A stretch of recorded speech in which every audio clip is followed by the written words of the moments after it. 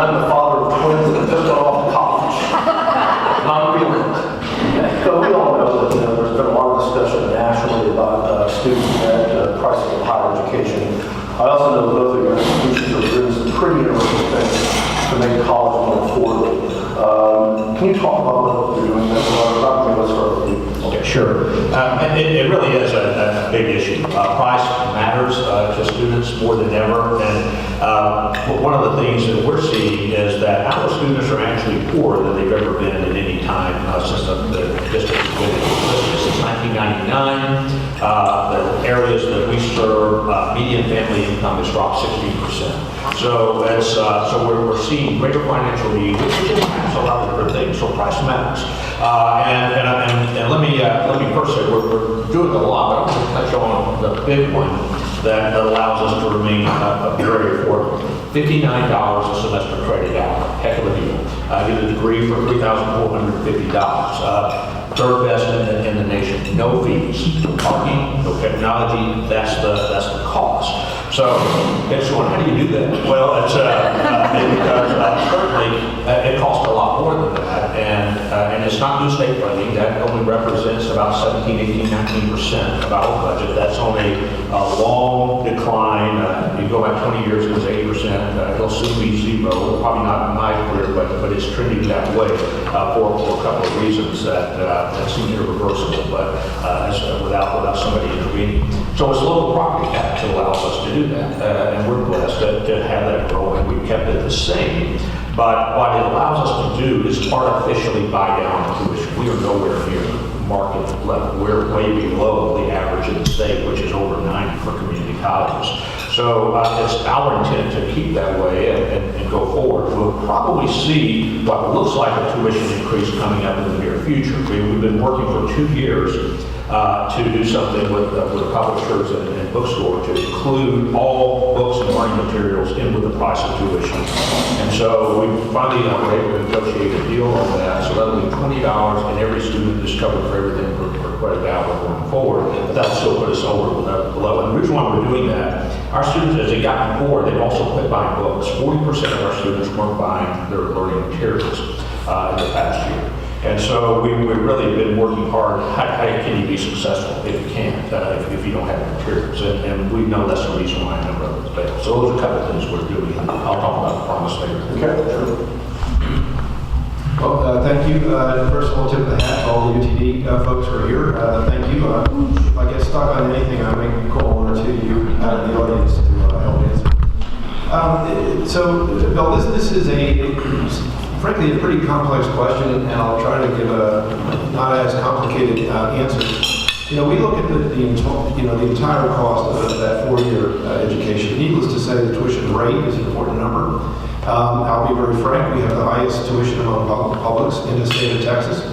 There's some good reasons for that. We're very STEM focused, so a lot of our students are in science and engineering, and these programs in fact cost money to deliver. I mean, it's just simply more expensive to deliver those programs. Where I'd like to, but I'll also tell you that on a national basis, our tuition rates are actually a little below average. So as we look beyond the state of Texas, we see that our rates are in fact relatively modest. But the 4-year view is an important one for us. So a couple things that are important. We give a lot of aid to our students. Over 60% receive some form of merit aid or need-based aid, a lot of students. And in fact, I'm certain that that's the highest among comparable institutions in the state of Texas, the other 4 years. We make a lot of comparisons, by the way, with UT Austin, Texas A&M, University of Houston, and Texas Tech, because they are either the 2 flagships or the 2 other schools that have reached so-called NRF status in the state of Texas. So, the amount of aid that we give is substantially more than these other institutions. The debt at the end is also the lowest among these institutions. So the average debt for students who have debt for UTD is $23,000. Now that may seem like a lot, but it is substantially below those other 4 schools that I just mentioned. And it is declining. So with every passing year, that number has actually trended down for us, and it's because of the very aggressive efforts that we take to give aid to students. We have a lot of needy students. Half of our graduates are declared by the state to be, quote, at risk. So half of our graduates are students who are considered to be at financial risk. Around a third receive Pell Grants. So we are admitting and educating and graduating a lot of students that have real financial need and doing very successfully. And I will also tell you that $23,000, that's an average for students who have some debt at all. And close to 2/3 have no debt. So again, a very sizable fraction of the students who graduate from UTD, when they're done, they have no debt whatsoever. We also show up on everybody's sort of Best Buy list. So just that combination of what it costs to get the education and the value of that education. So things like Money Magazine and others, and some of my friends can probably remember some of the other periodicals and reports, but we always end up on people's Best Buy list. So we think we're doing a pretty good job of delivering a very high impact education at a modest cost. You still offer a 4-year fixed tuition rate? We do. In fact, this is the first time that we now have both options. So for roughly a decade or so, we only had one option. It was the 4-year fixed. So whatever you paid when you came in through the door as a freshman, that's what you paid as a senior. I like to joke that if you took 5 years to graduate, all bets are off. But starting now, so the Board of Regents in their wisdom did allow a tuition increase for us this last year. We'll maybe talk about why that was a reaction to the state funding.